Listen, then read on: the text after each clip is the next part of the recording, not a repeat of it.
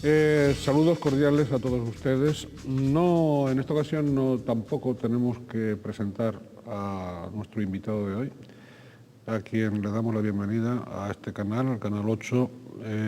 Es un canal, como es bien sabido, un canal tinerfeño y canal de todo el archipiélago. No somos ombliguistas, somos de todas las islas, aunque estemos en Tenerife. Y al programa Directo al Objetivo. Es don Paulino Rivero Baute, alcalde del Sauzal en primer término, diputado y portavoz de Coalición Canaria por Santa Cruz de Tenerife en el Congreso, presidente de Coalición Canaria. Bien, don Paulino, muy bienvenido. Muchas gracias. El próximo día 11 de febrero cumple usted 52 años de edad, va a culminar un cuarto de siglo de alcalde del Sauzal. 19 de abril, me parece que es la fecha, ¿no? Lleva 5 años de presidente de Coalición Canaria. Es diputado de la provincia de Santa Cruz de Tenerife y portavoz de Coalición Canaria en la Cámara Baja. Fue consejero en la oposición y en el gobierno, en el Cabildo Insular de Tenerife. Cualquiera de esas facetas exigiría por sí misma el absorber cumplidamente todo el tiempo de esta entrevista, cualquiera de esas facetas. Si nos vamos a entrevistar a don Paulino Alcalde, pues nos llevaría la entrevista a don Paulino Alcalde. Si lo hacemos como presidente de Coalición Canaria, también. Por lo tanto, de entrada tenemos que rogarles a los telespectadores comprensión, porque va a ser una entrevista de síntesis, ¿no? De síntesis porque pretendemos que don Paulino nos hable de todas esas facetas en una misma entrevista. Nos quedaríamos cortos si abordásemos en profundidad cualquiera de esas parcelas, de manera que no es ponernos la venda en la herida antes de tiempo, sino expresar la realidad. ¿Estaba de acuerdo en que se nos va a hacer corto esta entrevista para tocar cosas de esas? Hombre, hay muchas cosas de las que se podría hablar, ¿no? A lo largo de tanto tiempo en distintos estadios, ¿no? de la actividad política, pues por supuesto que hay muchas cosas de las que podría hablar. Bien, pues vamos a ese apretado recorrido por el pretérito. Nos detendremos algo más, lógicamente, en el presente y en el inmediato futuro. Nace en el Sauzal, obtiene el título de magisterio en la Universidad de La Laguna, funda una familia, es padre de 2 hijos. Cuando usted finaliza sus estudios de magisterio, ¿vislumbró toda la brega en la que ahora mismo está usted inmerso?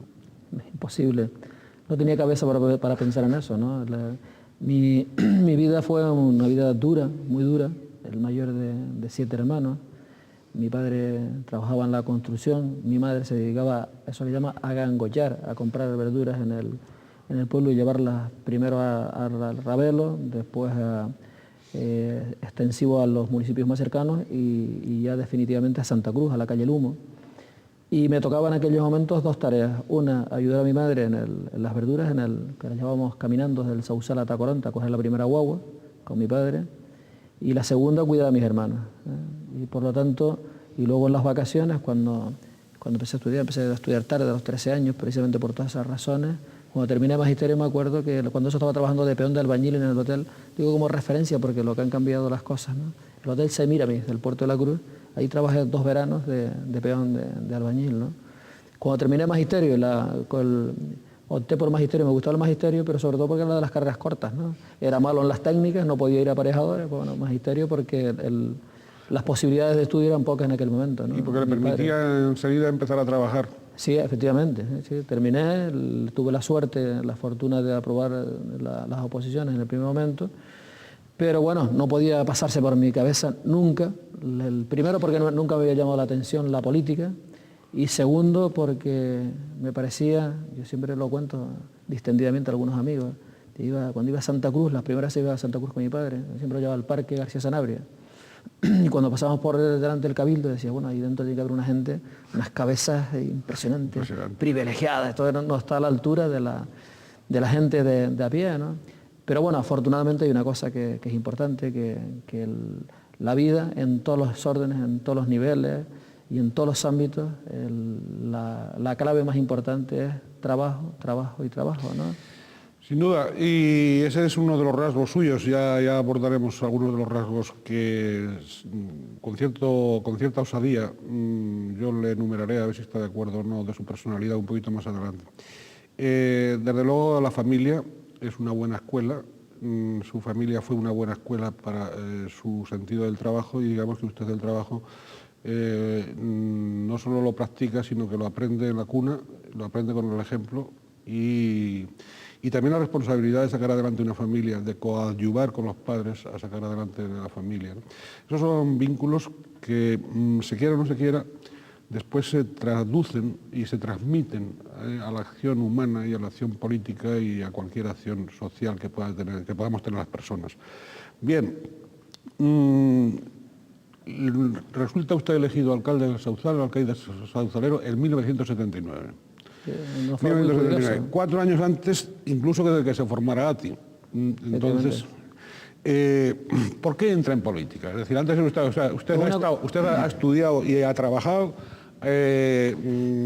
bueno, con grandes dificultades, digámoslo así, económicas, ha logrado un título. ¿Por qué entra en política? ¿Por qué quiso regentar la alcaldía de su pueblo, ¿no?, en ese primer momento? Pues la verdad es que no había tenido jamás una inquietud por el tema de la política. Había un cura en el Sauzal llamado Tomás Gómez Quintero, que desgraciadamente murió hace unos meses, que siempre, cuando empecé a estudiar, en esa etapa tardía, nos daba a 2 o 3 amigos allí del Sauzal, nos daba latín.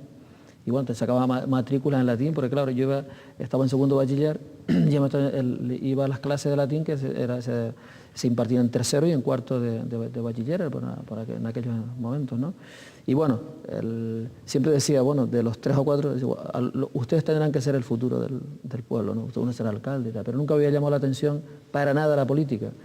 Y efectivamente, en las primeras elecciones democráticas del año 79, un día antes de cerrar las listas electorales, un día antes, yo estaba en uno de lo que ha sido una de las cosas que más de mis hobbies, igual que el de hacer deporte, siempre me ha gustado una de las cosas más entrañables para la gente que vivimos en Canarias, que es el juego del envite. Estaba jugando una partida del envite en una sociedad recreativa del Sauzal, y apareció por allí pues un señor que en aquel momento era el director de la Caja de Ahorros del Sauzal, Carmelo Brito Villalba, y me dijeron que querían hablar conmigo.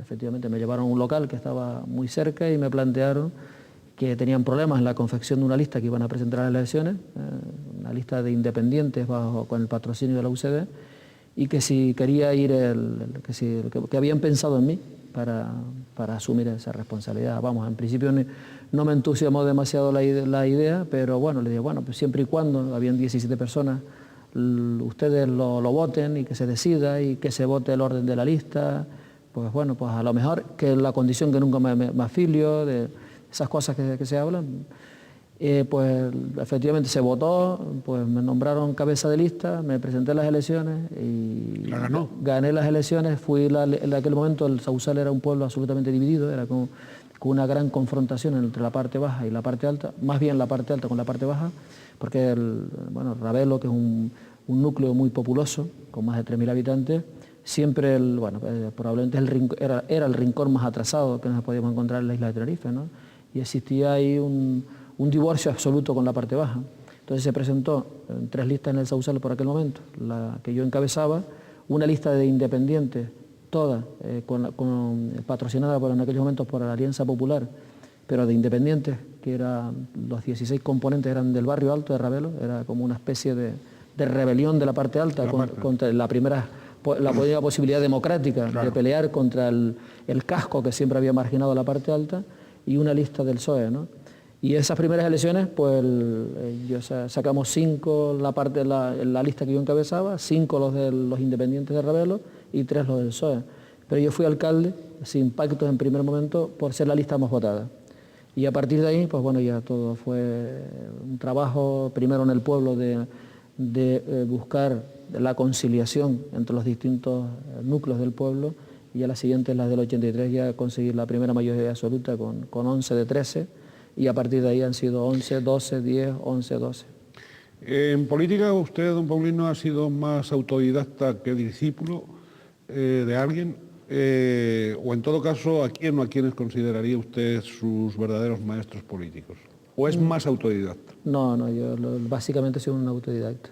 Hay gente que, en fin, que en algunas cosas me han llamado la atención, ¿no? Unos desde el punto de vista del el rigor y el perfil técnico, esa visión que han tenido siempre en la isla o en Canarias, de ver las cosas más allá del día a día y planificar, que no está eso en la cabeza de todo el mundo.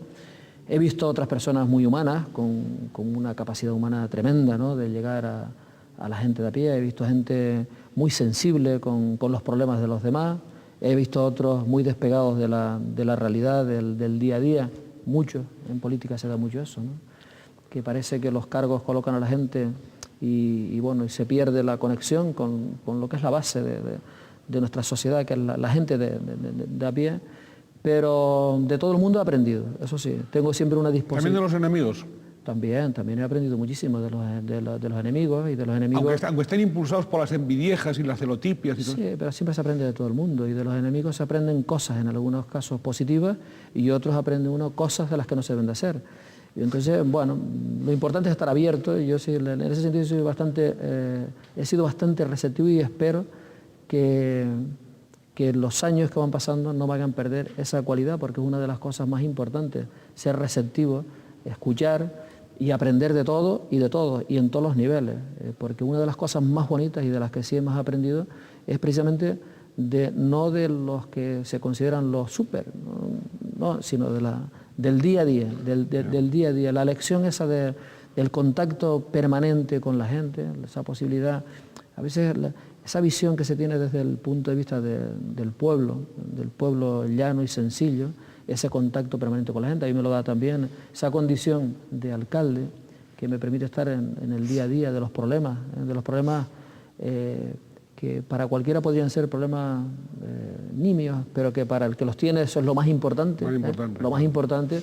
Bueno, pues eso a uno le hace tener una dimensión humana que yo creo que es lo más importante de todo, ¿no? Oye, ¿cómo resumiría usted esa gestión de casi un cuarto de siglo, la gestión? ¿Cómo la resumiría del Sauzal? Sí, yo recuerdo, digamos, desde un punto de vista material, recuerdo un Sauzal pues más o menos, como usted ha dicho, dividido, desarbolado, tal, y después pues hemos ido observando al transcurso de los años, un Sauzal diferente, un Sauzal, digamos, que hasta en los signos externos goza de una luminosidad, de un ornato, de un tal, digo signos externos, sí.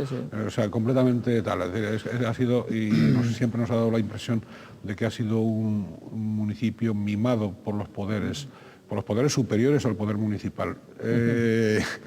¿Cómo se las ha arreglado don Paulino para ser mimado ese municipio? Yo, como lo he visto en el Sauzal, si uno en una familia rica, el padre le regala un coche un día a un hijo, o le hace una casa, le deja una casa para que pueda vivir, bueno, pues seguramente el hijo no le da un excesivo valor, porque eso comparativamente con la posición económico-social que tiene su familia, pues no tiene valor, ¿no? Ahora bien, cuando eso se hace en una familia donde hay pocos recursos, un sacrificio tremendo para, a través del esfuerzo y del trabajo y de la dedicación, conseguir eso, que un hijo tenga lo mejor, que tenga una vivienda, que pueda ver con otra esperanza el futuro, eso tiene una dimensión y un calado extraordinario. Pues esto es lo que lo situamos en el Sauzal. El Sauzal del año 79, yo las primeras veces que empecé a moverme, ¿no? Y a tener contacto, en aquel momento era el gobernador civil, Javier Rebollo, en aquel momento. Y Álvarez Lamandi. Sí, efectivamente. Y tocaba las distintas puertas, el Cabildo, con José Miguel Galván Bello, no teníamos la autonomía, estaba empezando la Junta Preautonómica con Alfonso Soriano en aquel momento, y en más de uno de los sitios que visité, pues se desconocía que el Sauzal fuera municipio. Municipio propio. Sí, exactamente, se veía como un barrio de Tacoronte, ¿no?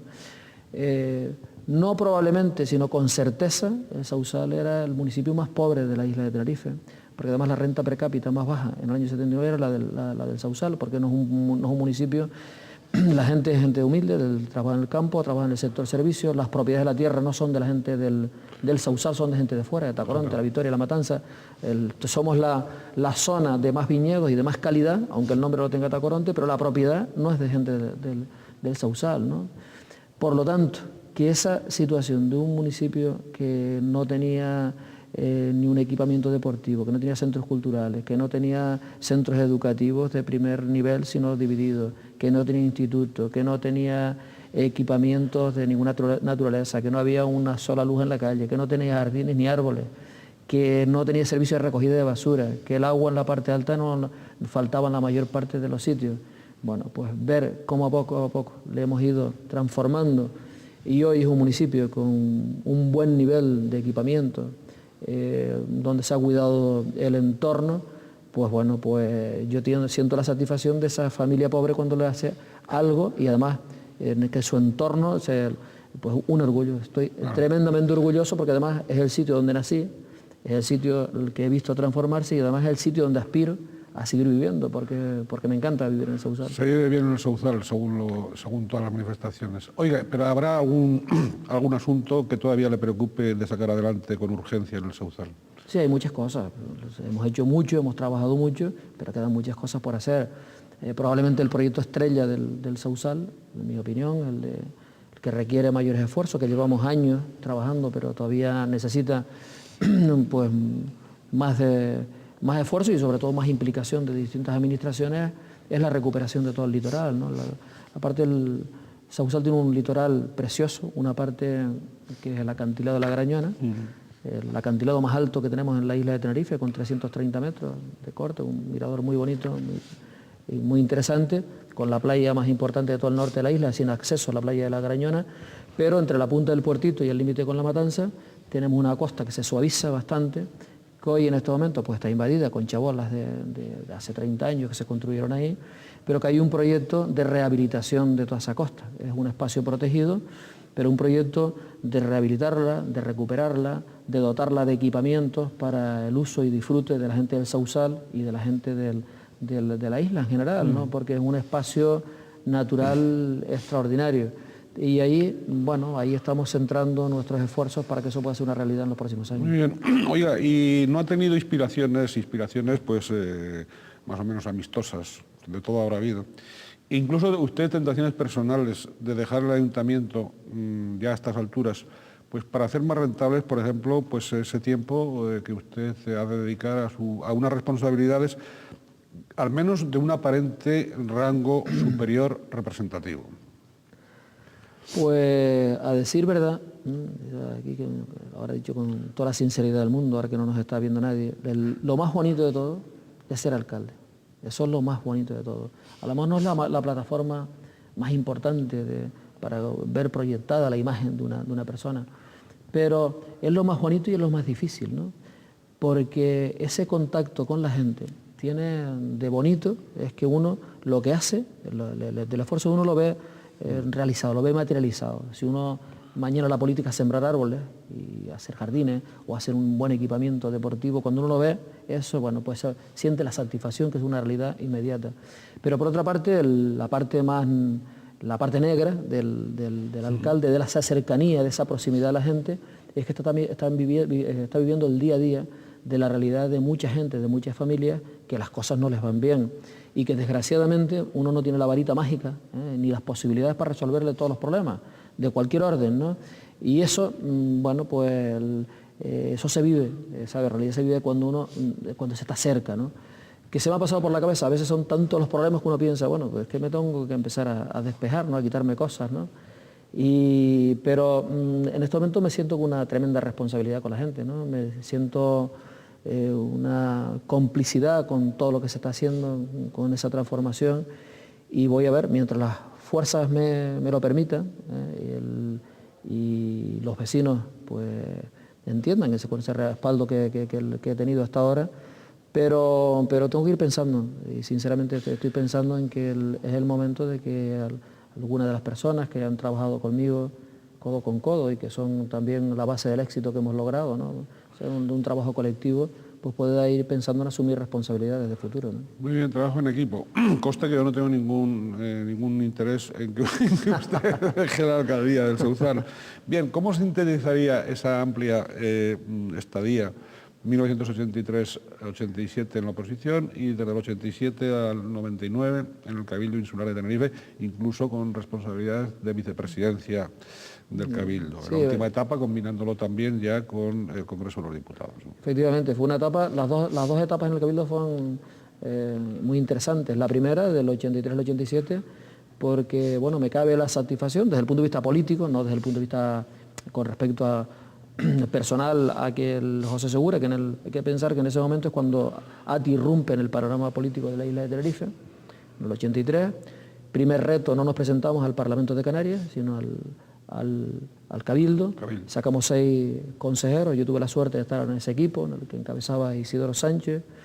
Entonces parecía imposible que en un Cabildo sólido, fuerte, potente, encabezado por José Segura, con un gobierno de Canarias liderado por Jerónimo Saavedra y con el Partido Socialista gobernando en Madrid, parecía imposible que nosotros pudiéramos dar un vuelco en el Cabildo de Tenerife. Bueno, pues aquí hay una parte de la que, bueno, cuando hago una valoración del pasado, ¿no?, del pasado reciente, ¿no?, pues está todo a la vuelta de la esquina, está todo, pues bueno, tuvimos un gran mérito de aquel grupo del Cabildo, que fuimos con nuestro esfuerzo, con nuestro trabajo, una vez que en el año 86 se aprueba la nueva ley de bases de régimen local y el Partido Socialista comete el error de arrinconarnos, de eliminarnos de la Comisión de Gobierno, de quitarnos las responsabilidades que teníamos. Yo era presidente de la Comisión de Educación y Cultura, llevaba todo el aula de cultura del Cabildo y teníamos responsabilidades. La nueva ley de bases permitía que el grupo mayoritario pues pudiera asumir todas las responsabilidades. Bueno, pues nos fuimos a la oposición, empezamos un trabajo que luego complementé desde el punto de vista del partido, en el último año, en el año 86, cuando me nombran secretario de organización del partido y nos marcamos el objetivo de trabajar en la isla recuperando a todos los alcaldes independientes. Bueno, eso nos lleva a ganar las elecciones, una sorpresa mayúscula para muchos, para mí no tanto, el ganar las elecciones del año 87. A partir de ahí, pues bueno, pues ya el equipo que se conformó en el Cabildo era un equipo muy fuerte, muy potente, liderado por Adán, y hay que ver pues, un equipo donde estaba Adán con Ricardo Melchor, Miguel Serolo, José Carlos Francisco, Marcos Brito. Ahí se conformó un gran equipo de trabajo que nos permitió, bueno, pues trabajar. Yo estuve los 12 años en el Cabildo, que es una etapa preciosa, ¿no? Además ahí asumí muchísimas tareas bueno, a través de las responsabilidades. Primero llevé toda la organización interna, personal y deporte, y ya en la segunda etapa llevando a la Consejería de la Presidencia, coordinando todo el tema interno del Cabildo y la planificación del Cabildo, y desde luego fue una etapa interesantísima. Sí. En una entrevista también reciente en este mismo espacio con don José Segura Clavel,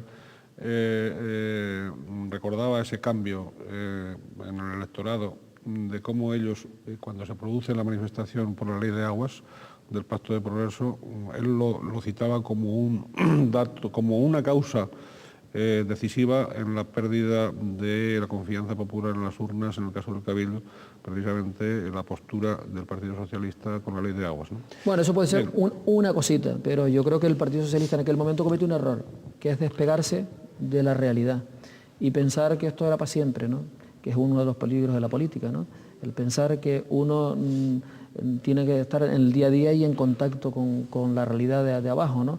Pero bueno, esa fue una cosita, pero bueno, a eso se une también la política que en aquel momento llevaba el PSOE en el ámbito de Canarias, con aquel pacto de progreso, un gobierno totalmente desequilibrado en favor de Gran Canaria, y bueno, y porque en aquel momento en Tenerife la fuerza con la que irrumpe ATI, y además la potencia con la que no solo desde el punto de vista sentimental o ideológico, sino es que con los bastiones con los que partía, que empezamos a tener lo que es las bases de cualquier organización, que es tener los apoyos municipales. Esa es lo que es la base de una organización. Bien, siempre en la dimensión política, no en ningún aspecto personal, pero en su currículum personal, yo creo que es suficientemente acreditado Figuran como mínimo, a juicio de este aprendiz de periodista, estos 7 rasgos, ¿no?, de Paulino Rivero. Es trabajador incuestionable, porfiado conciliador, desconfiado, calculador, precavido hasta la plena zorrería, paciente administrador de los silencios, de las discreciones, de las esperas y de los disimulos, agudo y rápido en concebir y ejecutar iniciativas imaginativas, tenaz adversario de sus adversarios, aunque no lo parezca, y muy leal y protector con los afines, puntilloso en cubrirse con vestimentas de amianto en esas faenas de bombero de la política y de cuidar la imagen de la sencillez, y según y cómo, si no le pican en la cresta, del poquita cosa, dando esa apariencia. Se arrepiente de haber aceptado la primera presidencia, bueno, antes que eso, rechaza así rotundamente alguno de esos rasgos que le he dicho. No, bueno, desconfiado no soy desconfiado, lo que sí soy... Sí, es medio desconfiado. No, lo que sí, bueno, uno en la medida que conoce... Por prudencia. Cómo se mueven todas estas cosas, pues en fin, sabe que hay muchas cosas que él escucha, que sabe que quien lo está diciendo no la siente ni son verdad y se es prudente en este manejo, ¿no? Pues a lo mejor sí, puede ser, se le puede poner, ¿cómo llamamos esas cosas? Pues a lo mejor un poquillo desconfiado, sí. Salvo cuando se echa las perritas de vino por Ravelo, por algún lugar de Ravelo con la parrandita o por algún grupo de amigos, ¿no? Bien, que cada vez, me han contado que cada vez lo ven menos. Me ven menos de lo que a ellos les gustaría. Yo comiendo carne y conejo. Menos lo que a ellos les gustaría y menos lo que a mí también me gustaría, porque eso son de las cosas que estoy pagando de todas las responsabilidades, el peaje más caro que estoy pagando es el primero. De la familia. La familia es el primero de todos, ¿no? Ese es el primero de no estar el tiempo suficiente, menos mal que tengo pues en mi entorno las personas, tanto Ángela, mi mujer, como mis hijos, pues bueno, muy comprensivos con lo que estoy haciendo. Y el otro aspecto es el no tener el tiempo suficiente para esa cosa extraordinaria que hacía antes siempre, todos los viernes a la noche, que me iba o una etapa con los amigos y en otra etapa ya cuando mis hijos ya crecieron, con mis hijos y con mi mujer, a los distintos guachinches de la parte alta de Ravelo, ¿no? Y el sábado del mediodía me tocaba con los amigos. Íbamos eso de ir en varios... entrando en varios sitios, y eso, y probando el vino de uno y probando el vino de otro, y bueno, y hablar y estar con la gente. Ahora es verdad que cuando entro en algunos sitios dice, bueno, no te vemos sino en televisión. Digo, no, estoy trabajando, lo que pasa es que la televisión da la sensación, traslada una imagen que parece que uno está siempre en otra órbita, ¿no? Doña Ángela es un buen callado para usted, un buen báculo, un buen apoyo. Sin duda alguna, si no fuera por el... Y sus hijos. Sí, claro, pero si no fuera el papel, primero porque en estos momentos dentro el que mis hijos, pues bueno, pues estén bien orientados y que sean gente, primero digo que tiene unas cualidades humanas muy importantes, ahí ha jugado un papel esencial Ángela, ¿no? Y luego desde el punto de vista ya del profesional, para mí, del trabajo, pues ha sido un apoyo... bueno, que de un valor inimaginable en estos momentos, ¿no? Sin ese entorno es muy difícil, sobre todo, uno afrontar muchas tareas, ¿no? Yo he dicho siempre una cosa Muchas tan amplias, tan heterogéneas, tan diversas. Sí, es estar en el ámbito del pueblo con... el trasladado luego al ámbito de la organización en la isla, los problemas que da Canarias y el trabajo en Madrid, ¿no? Claro. Y pues eso es muy difícil, el estar hoy hablando con Cándido Méndez o con José María Fidalgo o con Zapatero o con Rajoy o con Aznar, ir al cambiar el chip para hablar del problema que tiene el vecino, porque resulta que el agua de la lluvia tiene una humedad dentro de la casa y tiene un problema tremendo, y luego eso ligado con el orden político, ¿no? Con la necesidad de conciliar los distintos sensibilidades que concurren en una fuerza política plural como es Coalición Canaria. Y yo creo que, sinceramente, una de las grandes riquezas de Coalición Canaria es esa representación plural, ¿eh? Compartir un mismo proyecto, pero con gente de un espectro muy amplio. Eso es lo que nos ha permitido tener una fuerza política propia, que además de Tenerife tenemos que sumarla con el resto de las islas. Pero es difícil, sí, pero maravilloso. Por ahí va yo a decir, usted acepta, asume la presidencia, es el primer presidente de Coalición Canaria, continúa en esa presidencia, y un poco el reto de su presidencia es, la primera presidencia como partido, es transformar Coalición Canaria en un partido único. Y claro, es hacer un cesto con unos mimbres realmente tan heterogéneos, por eso yo hablaba antes de, algunas veces en tono coloquial, a don Paulino le hablo de bombero continuo y de sus vestimentas de amianto necesarias para no quemarse, ¿verdad? Y tiene que estar dando saltos de un lado para otro. Es decir, son, digamos, grupos muy heterogéneos, que no tienen absolutamente nada que ver. Da la impresión que ni siquiera en lo ideológico. Bueno, pero lo ideológico está en el año, a finales del 98, en nuestro segundo congreso, hay una ponencia ideológica donde además Coalición Canaria se define en un partido de centro progresista. Y eso es aprobada por unanimidad, e independientemente de la procedencia en el orden individual o de grupo de las personas que comparten el proyecto de Coalición Canaria, en este momento colectivamente estamos en ese marco político.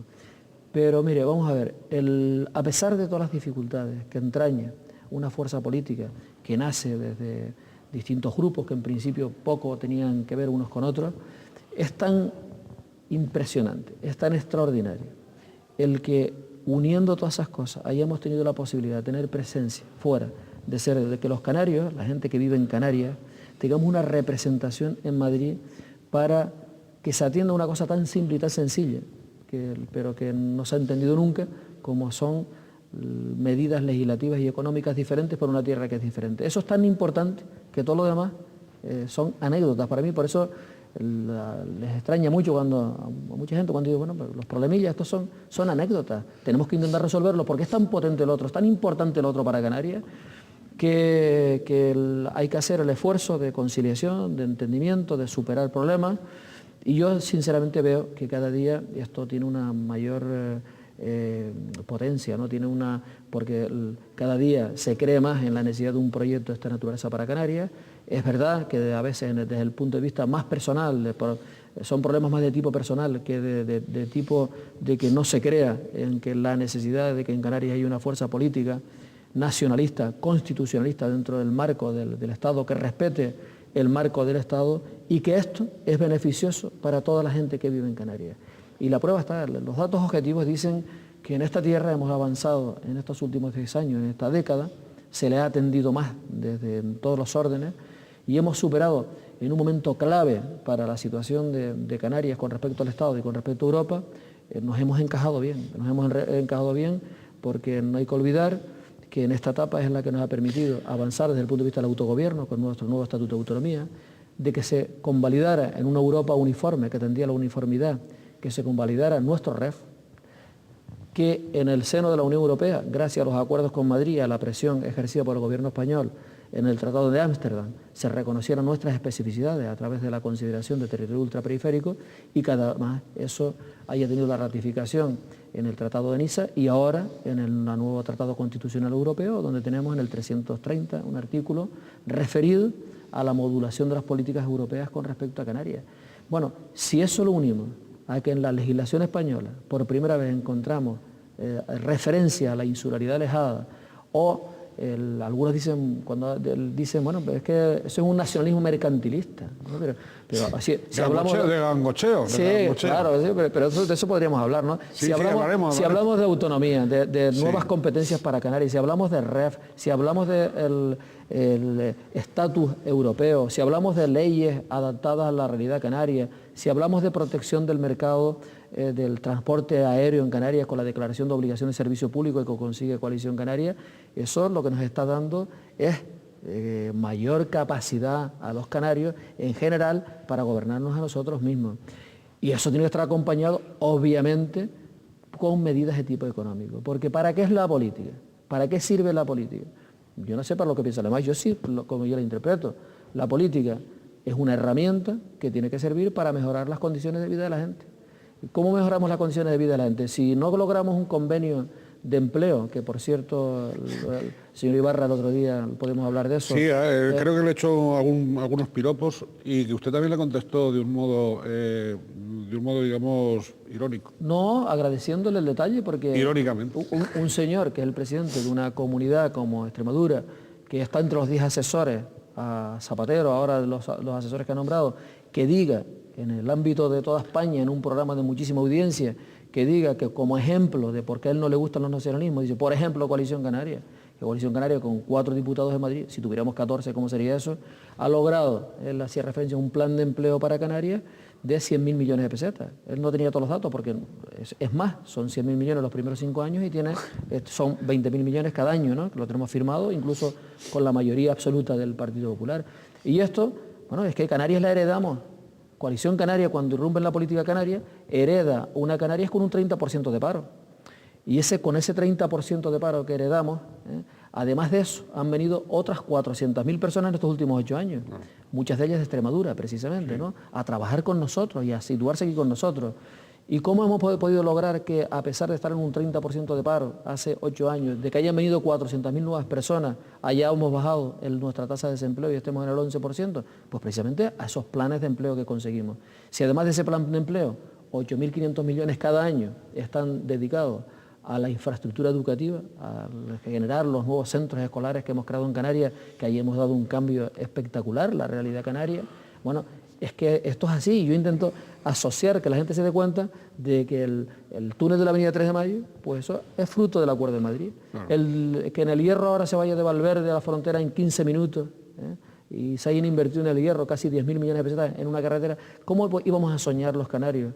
El túnel más caro de Europa. Claro, pero ¿cómo podíamos soñar los canarios, la gente que estamos aquí? Los canarios, para nosotros, además nos definimos, somos un nacionalismo solidario e integrador. Otra cosa distinta es que tengamos que modular el crecimiento de la población y que tenemos que buscar reglas para ver cómo que el crecimiento de la población tiene que estar acompasado con las posibilidades territoriales, que empiecen a agotarse, ¿no? Pero para nosotros somos un nacionalismo solidario. Son canarios, para nosotros somos los que nacimos aquí y los que han venido y están trabajando aquí, que han decidido estar con nosotros, ¿no? Pero habíamos soñado alguna vez que una isla con 8.000 habitantes, 10.000 habitantes que tiene el Hierro, se hiciera una inversión de 10.000 millones de pesetas para evitar que la comunicación entre esos dos municipios, en lugar de 1 hora, hacerlo en 15 minutos. Eso era impensable. Pero para el Hierro puede significar una garantía para el futuro del Hierro, esa comunicación en 15 minutos entre Valverde. Volvemos otra vez con Coalición Canaria. Hay quien sostiene, es decir, que todavía en ese compromiso suyo de convertirlo en partido único, que más bien es una federación, todavía sigue siendo pues una federación de grupos, más o menos. Como partido único sería todavía virtual. De alguna manera usted, con su sensibilidad pedagógica y didáctica, a veces no se le ocurriría o no se le ocurre dar un cursillo intensivo de formación política a algunos de sus correligionarios, sobre todo gran canarios y conejeros, en cuanto a sus manifestaciones externas, porque da la impresión de que pertenecen a otro partido en ocasiones. Sí. Precisamente por esos personalismos a los que usted aludía, pero claro, los personalismos en política son inmadurez política, falta de formación política. Sí, sí. Usted como presidente no ha tenido la tentación alguna vez de organizar esos cursos de formación intensiva para su propia gente. He tenido muchas tentaciones, pero me muerdo la lengua, que es muy importante en política. Pero no se la muerda, es decir, pero sin que salga sangre, ¿no? Sí, no, me está dando la razón. Pero vamos a ver, esto es muy complicado, es muy complicado. Pero dígame, de verdad, ha tenido momentos de cursillos y otros de lanzar la toalla, de abatimiento también, ¿o no? No, tirar la toalla nunca, porque el proyecto es, como decía antes, es tan importante para Canarias que va. Pero es que tiene cada usted primero muerto que rendido en ese intento. Tiene usted cada miembro, que el presidente que es usted dice, marca un criterio públicamente, unas declaraciones, y todavía pues no lo ha sacado medio de... Bueno, por supuesto el presidente del gobierno lo mismo, don Martín lo mismo. Y en lugar de debatir internamente lo que tengan que debatir los partidos democráticos, precisamente, pues claro que tiene que haber diferencias y puntos de vista. Pero precisamente la democracia interna de los partidos les lleva a discrepar, pero claro, normalmente adentro, porque si eso se manifiesta fuera, pues no, me da la impresión de que son tan transparentes, algunos son tan transparentes que basta que la cabeza diga para que ellos salgan diciendo, ¿eh? Bueno, pero esto no hay que dramatizar con estas cosas. Yo no dramatizo con esto, pero con respecto a la organización, el partido único, o sea, nosotros hemos dado un salto de la federación, porque en el ámbito nacional canario no hay representación de los partidos. En el ámbito hay una representación territorial que además es una extrapolación de la composición del Parlamento de Canarias. Me refiero desde el punto de vista de la triple paridad, no hay un equilibrio entre las islas, porque es un concepto de entender Canarias diferente al que lo entiende el Partido Popular y el Partido Socialista, que es una organización más verticales, ¿no? Yo pongo un ejemplo en eso, ¿no? El Congreso de Coalición Canaria se va en una representación equilibrada entre Gran Canaria y Tenerife, entre La Palma y Lanzarote, igual que lo que dice nuestro Estatuto de Autonomía, la triple paridad, ¿no? Eso no se da ni en el PSOE ni en el Partido Popular, va en función del número de afiliados que se tenga en cada uno de los sitios. Por eso al último congreso del Partido Regional del Partido Popular, pues fueron cerca de 400 militantes, ¿no? de Las Palmas, y solo 100 y pocos de Tenerife, porque es en función del número de afiliados. Claro. Entonces nosotros ahí hemos dado un salto, insuficiente todavía, pero hemos dado un salto, ¿no? Y luego, desde el punto de vista de esas dimes y diretes, yo creo que muchas veces algunos de mis compañeros quieren animar el cotarro y que se vendan más periódicos y ser titulares. Algunos, yo he escuchado alguna reflexión que hacen algunos de nuestros opositores. Dicen, bueno, cuando ven esto, dicen, estos se montan estas cosas estratégicas para estar en el primer plano. Bueno. Piensan que es una estrategia, ¿no? Una estrategia. O, algunas veces cuando discrepamos, dicen, no, eso están estratégicamente, lo dicen, pero para llamar la atención, ¿no? Y luego al final se ponen de acuerdo. Efectivamente, siempre al final nos ponemos de acuerdo. Sin embargo, algunos observadores dicen que puede ocurrir que Coalición Canaria, en el caso de Gran Canaria, está casi al borde hay algunos analistas que hablan de casi al borde del naufragio electoral en Gran Canaria, ¿no? E incluso que se diría que la estrategia que siguen pues don Román, don Juan Carlos Becerra, etcétera, pues casi como que persigue dinamitar desde dentro Coalición Canaria, ¿no? Esos son los rumores, pero pese a todos esos rumores, pese a todas esas versiones, ¿qué resultados en las urnas de marzo le vaticinan a usted ya las encuestas, que seguro que las tiene, y los sondeos, que seguro que los tiene usted, aunque no los haya dicho todavía? Empiece a desvelarnos algo de esos horizontes que tienen. Pues yo lo voy a decir con toda la claridad. Después voy a preguntar por la provincia occidental. No, le voy a decir los datos. Vamos primero con los datos que hay, pero que no son para dormirse en los laureles, sino todo lo contrario, un acicate para trabajar. El último dato de Canarias, el último dato ilustrativo, con muchos datos, digamos que encuestas que pueden ser significativas, no son las que se proyectan en el ámbito nacional, ¿no? En el ámbito nacional son pocas muestras. El otro día publicaba La Vanguardia, el domingo pasado una, que le daba 173 al PP, bueno, y situaba al PSOE con 140, pero a Coalición Canaria con 4, decisivo.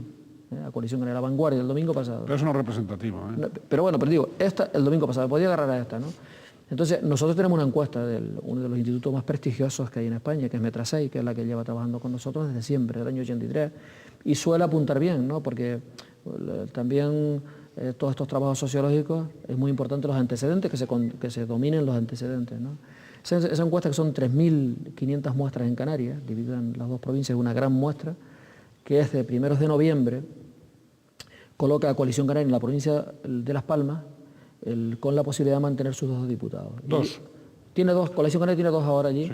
Y tenemos la posibilidad de mantener esos 2 diputados. En esa encuesta estamos en un 1,5 puntos por encima del PSOE como segunda fuerza política. Tenemos un retroceso con respecto a las anteriores, pero con un margen el que sea segunda fuerza política tiene 2 diputados. 4 el Partido Popular, 2 Coalición Canaria, 1 el Partido Socialista.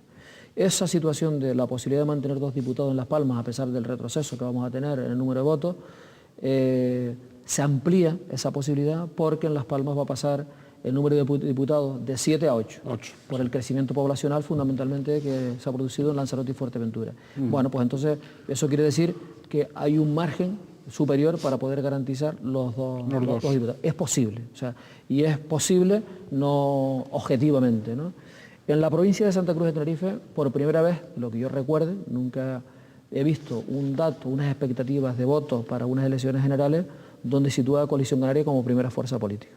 Y esta encuesta de noviembre sitúa a Coalición Canaria con 7 puntos de ventaja con respecto al Partido Popular como primera fuerza política en la provincia de Santa Cruz de Tenerife. Esto es importante porque si Coalición Canaria confirma estas expectativas y es primera fuerza política, quiere decir que obtiene 3 diputados por la provincia de Santa Cruz de Tenerife y 2 senadores. Y esto quiere decir que podemos tener grupo parlamentario propio en Madrid sin necesidad de préstamos, ¿no? Y el trabajo que estamos intentando llevar a cabo es llegar a la gente, para decirles, pero si nos votaste en las elecciones autonómicas, al gobierno de Canarias, nos votaste al Cabildo y nos votaste a Coalición Canaria, a los ayuntamientos, la segunda parte del partido es esta, porque no es posible hacer los compromisos que adquirimos en el orden del ayuntamiento, del Cabildo y de Canarias, no los podemos llevar a cabo si no tenemos el peso en Madrid, porque allí es donde podemos hacer el peso para conseguir las medidas necesarias para poder llevar nuestros compromisos. Si nosotros lográramos que la gente entendiera eso, que unas elecciones generales, el papel de Canarias es muy importante que pueda jugar en Madrid porque nos beneficiamos todos en ese sentido, y que esto al margen de la ideología de cada uno, lo importante es tener un grupo canario con independencia, que no sea una delegación, una sucursal de los partidos que mandan en Madrid, pues si no, no pintan nada. Pintan lo que decía Ibarra. Hombre, es que los canarios sacan un plan de empleo para Canarias y yo no lo saco para Extremadura ni para Andalucía. Eso. Entonces, si lográramos pegar ese voto, obtendríamos 4 por la provincia de Santa Cruz de Tenerife. O sea, si la gente votara las mismas personas que nos votaron en las elecciones autonómicas, nos votaron en las elecciones generales, tendríamos 4 diputados por esta provincia. Entonces, imagínense lo que puede significar eso, que es ponernos a la altura, bueno, pues de cualquier grupo ya sin necesidad de ningún tipo de préstamos en España. Y yo digo, vamos a ver si somos capaces de llegar a la gente, ¿no? Hemos demostrado ser, en 8 años, hemos estado en acuerdos con los gobiernos del Estado. En un momento donde éramos absolutamente imprescindibles, del 96 al 2000, y del 2000 al 2004, en una situación de convenientes o necesarios, no imprescindibles. Entonces, hemos demostrado desde esa posición que somos gente responsable. Hemos sabido jugar en la política de Estado de una forma comprometida, no chantajear al Estado, sino que estamos en el ámbito del Estado y hemos demostrado ser responsables. Y todo el mundo ha visto que ese trabajo en el ámbito del Estado ha venido bien para Canarias, que lo hemos rentabilizado en favor de Canarias. Por lo tanto, la utilidad del voto, pues me parece clarísima. Ahora, si nosotros fuéramos unos locos que jugamos a veleidades rupturistas como juegan algunos nacionalistas, o que juegan a un nacionalismo insolidario, o un nacionalismo ombliguista, a cosas de ese tipo, pero es que no estamos en el marco del Estado. Estamos en el marco del Estado. Algunos nacionalistas dicen, bueno, pero ¿y ustedes no aspiran a más competencias y si se modifica la Constitución? Los primeros. Si se da eso en el Estado español, si en algún momento se decide modificar la Constitución para otorgar más capacidad de competencia a las comunidades autónomas, Canarias será la primera que va a estar ahí, porque somos los que tenemos más razones para defender eso. Pero si no, no nos vamos a rejar las vestiduras, sino que ir trabajando en esa relación que yo digo, profundizando una relación bilateral que hemos abierto con el Estado, lejos de las conferencias sectoriales donde están las 17 comunidades autónomas para hablar de sus problemas comunes, como los problemas de Canarias son diferentes, nosotros necesitamos trabajar cada día más en la relación bilateral con el Estado. Claro. Cuando ustedes les acusan de esa ligereza del gangocheo, de estar dispuestos a pactar según los resultados de las elecciones generales con el Partido Popular o con el Partido Socialista, que les da lo mismo, ¿eso es así o no? No, yo digo lo que les digo a todos los que me preguntan en Canarias y lo que le dije el otro día a José María Fidalgo, le decía a Cándido Méndez o al presidente de la patronal o al propio Zapatero. En la entrevista con Zapatero le decía, vamos a ver, en Canarias hay un montón de gente que dice, qué listos son los vascos, qué listos son, y qué listos los catalanes. ¿Y por qué son tan listos? Y dicen, porque han tenido siempre la habilidad de llegar a acuerdos con el que gobierna en Madrid. El PNV gobernó con la UCD, con el PSOE y con el PP. Convergencia y Unión gobernó con la UCD, con el PSOE o con el PP. ¿Qué quiere decir eso? Que uno llega a acuerdo con el que tiene la posibilidad de estar en las situaciones de responsabilidades en el gobierno, porque si yo... Con quien tiene la lata del gofio. Claro, porque para ser coherentes con lo que yo decía antes de qué es la política, si es una herramienta para mejorar las condiciones de vida de nuestra gente, ¿con quién podemos lograr acuerdos en beneficio de nuestra gente? ¿Será con el gobierno que esté en Madrid o no con el que esté en la oposición? Es una cosa elemental y sencilla. Entonces, ¿con quién vamos a llegar a acuerdos? Pues con el que gane las elecciones. En estos momentos todas las encuestas sitúan al Partido Popular en primera posición, pues si el Partido Popular con Rajoy, pues bueno, hay una buena relación, eso funcionará bien. Si el PSOE hubiera hecho las cosas de otra manera y fuera una alternativa sólida, pues también podríamos hablar con Zapatero. Yo he hablado con Zapatero y esa puerta, si alguna vez se conforman ellos como primera fuerza política de España, pues los puentes están tendidos y lo ha entendido perfectamente. Ahora, nosotros... El señor Ibarra no, pero el señor Zapatero claro, sí. Pero nosotros no tenemos la culpa de que, Claro. que tenga una gente ahí que le estén lanzando unos torpedos a la línea de flotación que parece que están más pensando en cómo desgastarlo para el día 15 de marzo, poder producir el relevo de nuevo en el Partido Socialista, pero claro, es incomprensible que venga un señor por aquí como Bono y que diga pues que no hay pacto con los nacionalistas. Pues si no hay pacto con los nacionalistas no puede gobernar nunca el PSOE en España. Claro. Eso es imposible. Claro. Y en Canarias tampoco, nunca, ¿no? Claro. En contra de lo que había dicho Zapatero una semana antes en Lanzarote. O que venga Ibarra a decir esas barbaridades, primero de eliminar a las fuerzas políticas nacionalistas con un discurso contrario a lo que viene diciendo Zapatero. Zapatero, lejos, en lugar de comulgar con los planteamientos del Partido Popular, de unilaterales, centralistas, de ruptura del diálogo con la periferia, Zapatero venía, su eje de comunicación era el diálogo, el respeto a la pluralidad del Estado español. Llega un señor, este señor Ibarra, y descalifica todo eso. O en el aspecto de la situación está hablando de Coalición Canaria, diciendo que Coalición Canaria con estos diputados conseguía lo que ellos no podían conseguir para Extremadura ni para Andalucía.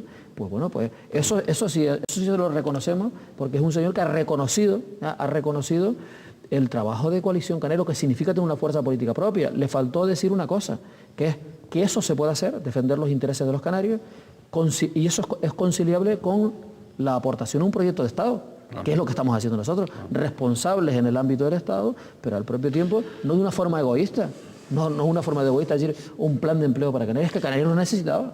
Sí, una pregunta a continuación que quería hacerle. Dentro del acuerdo electoral que va a hacer con el PIL, o que está a punto de decir, ¿usted va a ir a firmar, está dispuesto a ir a firmar el pacto a la cárcel de Taiche?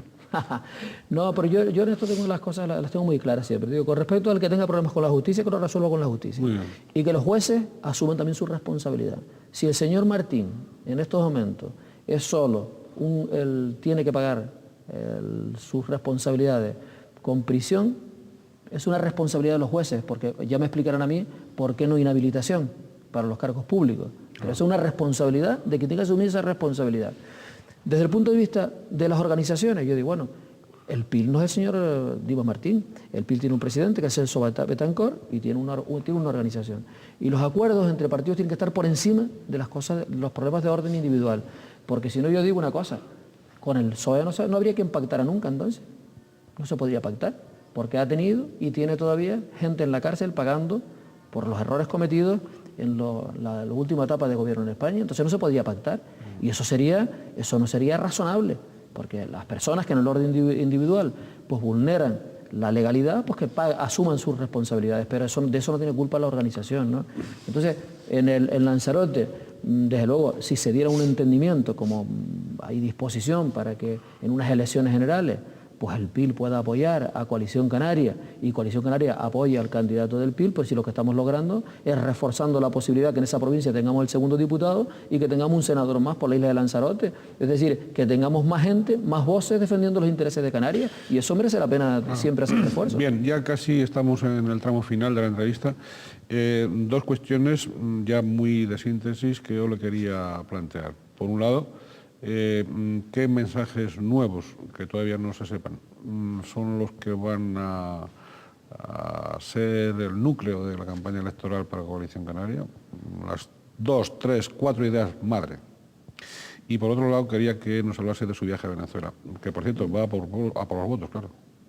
Pues podemos hablar de las dos cosas. Venga. Primero, el mensaje está clarísimo. El mensaje es que Canarias, que tiene una necesidades diferentes a las del territorio continental, diferentes, absolutamente diferentes. Y digo, para tenemos que captar el voto de la gente que ha venido de la península y está viviendo aquí con nosotros, que yo digo, deben de ser nuestra mejor referencia, nuestros principales defensores, porque son los que se han dado cuenta que es diferente vivir en un territorio continuo que vivir en un territorio insular y que esto necesita de otras medidas, ¿no? Y ahí es donde tenemos que trabajar eso, y eso se dan cuenta un montón de gente que nos apoya, que ha venido de fuera, ¿no?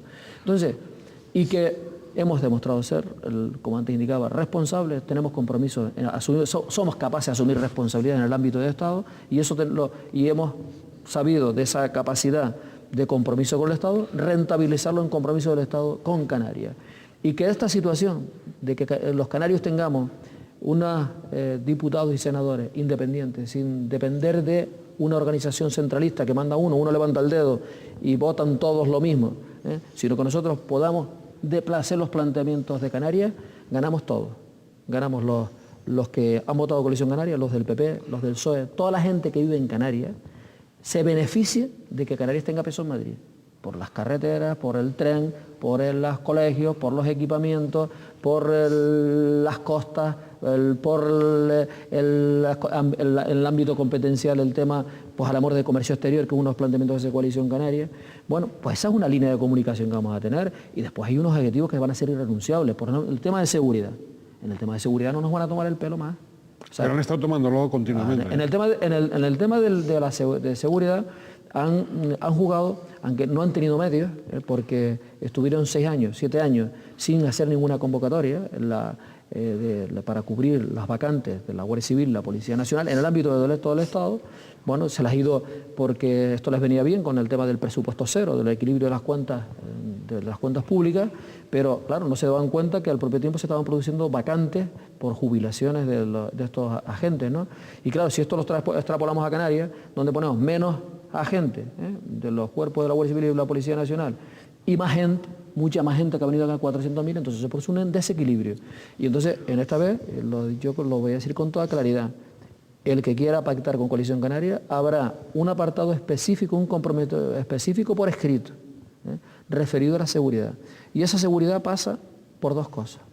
O hay un compromiso claro de poner en marcha una policía canaria complementaria, no de sustitución, sino complementaria a la Policía Nacional y a la Guardia Civil, o hay un compromiso, insisto, por escrito, donde evaluemos las necesidades que tiene Canarias de Guardia Civil y de Policía Nacional, teniendo en cuenta que en Canarias ha crecido la población, esos 400.000 habitantes, ante los que antes hacía referencia, en que recibimos 12 millones de turistas a lo largo del año y que además la situación geográfica de Canarias pues requiera de una evaluación en el número de agentes superior a cualquier otro territorio, porque vivimos con más intensidad el fenómeno de la inmigración, la que nos llega por mar y la que nos llega por los aeropuertos. Y eso tiene que haber un compromiso por escrito. O hay un compromiso por escrito, o hay anuncio, o no hay acuerdo. Lo vamos a conseguir. Y yo digo, si tenemos Grupo Madrid, lo vamos a conseguir. Vamos a conseguir ese compromiso por escrito. Porque se van a comprometer con nosotros, con eso. Estoy convencido. Para eso solamente hace falta tener la presencia y la fuerza en Madrid. ¿Y hay algún otro punto así como el de seguridad clave o fundamentalmente eso? La seguridad, el tema de la inmigración, otro compromiso con Canarias, el tema de la equiparación, de la media de la inversión de las infraestructuras con respecto al conjunto del Estado, los compromisos en el tema de los planes de apoyo a la formación y al empleo en Canarias. Bueno, un tema estrella que va a ser estas elecciones, lo que pasa es que estoy desvelando cosas que todavía las tenemos reservadas para nuestro programa.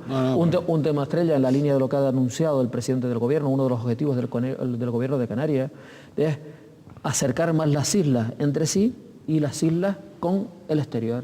Y para eso tenemos que mejorar. Hemos avanzado mucho en esas políticas, hemos avanzado en la política de transporte y de comunicaciones y hemos avanzado de una forma extraordinaria, pero tenemos que seguir avanzando, tenemos que lograr que la movilidad en Canarias por kilómetro cueste igual que lo que cuesta en la península. Es decir, que nosotros para movernos a las islas, a cualquier isla, nos cuesta igual que cuando se sube un señor en la península, coge la guagua, coge el tren para moverse entre Madrid y Sevilla. Si eso sale en este momento a 12 pesetas, hablando en pesetas, por kilómetro, nosotros en Canarias no puede costar por kilómetro 26, tiene que costar igual, porque eso es solidaridad, eso es cohesión del territorio, ¿no? Y ese es va a ser uno de los ejes claves de nuestra campaña electoral también y de los compromisos que vamos a exigir a Madrid. Sí, viaje ya, por último, viaje a Venezuela. Mire, yo soy poco sospechoso del compromiso que tengo en Venezuela. Empecé a ir en el octubre del 99. A partir de ahí está un balance de resultados de los compromisos que adquirí en aquel momento con nuestros compatriotas allí, desde el punto de vista del descentralizar la oficina del Gobierno de Canarias, crear una nueva oficina en lo que era ante la Embajada de Canadá, llevar la atención a nuestra gente al interior de la isla, como tenemos del país, como tenemos en estos momentos en Puerto de la Cruz, como tenemos en Maracay, como tenemos en Valencia, como tenemos en Cagua, como tenemos en Barquisimeto, oficinas ya del Gobierno de Canarias, como hemos logrado el tema de la atención médica a nuestra gente, creando centros en los hogares o los centros de convivencia que tenemos allí, una atención médica a nuestra gente, creando centros de mayores como el centro de Barquisimeto o el centro que ya está funcionando o el de Cagua, que en este momento hablo de estos temas sociales porque son los que más necesidades tiene nuestra gente en una sociedad muy desestructurada como la que es Venezuela, o podemos hablar de cosas tan importantes para nuestra gente, para la gente que se mueve, como es haber logrado, de ese compromiso también de nuestro trabajo en Madrid, haber logrado romper ese convenio que existía entre Abenza e Iberia, por medio de la cual no había competencia y costaba un billete a Venezuela hasta hace poquito, muy poquitito, un año y medio, 2 años, pues $1.500, ¿no? 250.000, 300.000 pesetas. Logramos romper eso, que haya competencia hoy en el mercado, que esté Spanair, que esté Europa, que esté una compañía canaria como es Santa Bárbara, y hoy a Venezuela se va y se viene por 70.000 pesetas, 70, 80.000 pesetas. Se puede ir ida y vuelta a Venezuela, y eso lo hemos logrado nosotros con nuestro trabajo. Ahora hay unas elecciones, y ahora es el momento de decir, hemos trabajado, y es lo que voy a decir, hemos trabajado, hemos cumplido objetivos, tenemos unos nuevos objetivos, pero para conseguir estos nuevos objetivos, estos nuevos compromisos con ustedes, hace falta fuerza. Si ustedes nos dan fuerza y nos apoyan y somos más fuertes y tenemos voz en Madrid, el compromiso de todos es a pelear para conseguir más cosas. Pero eso depende de los votos. Así que claramente va a la zafra de votos. Ahora toca ir a la zafra de votos. Ahora toca ir a buscar los votos, sí. Ahora ir a buscar el respaldo es un tema muy complejo porque el voto por correo, pues bueno, es muy complicado para la gente ese sistema de votos, pero yo aspiro que en su día... ¿Hubo irregularidades en las últimas elecciones en ese sentido? Los tribunales han dicho que no. Nosotros, si hay una fuerza política perjudicada, es Coalición Canaria. Es decir, los datos son que de los votos que vienen de Venezuela, el 60% eran de Coalición Canaria. Que los votos que vinieron, por ejemplo, el Hierro sacamos el segundo diputado del voto de Venezuela. Y que no logramos el quinto de La Palma y el segundo de La Gomera porque no nos abrieron la segunda remesa, un avión que se averió, que no llegó, llegaron las sacas del correo pues con unas horas después de haberse cerrado las 48 horas posteriores a las votaciones y no las admite la Junta Electoral, cuestión que a mí me parece absurda, porque cuando uno va a votar aquí a un colegio electoral y está estropeada la puerta porque le han puesto silicona, no sé qué, y tardan 2 horas para abrirla, se prorroga 2 horas. 2 horas. Eso es, si se avería un avión, eso no está no se está dando igualdad de oportunidad a la gente, para que pueda ejercer, ha ejercido su derecho al voto, por lo tanto tiene que contar, ¿no?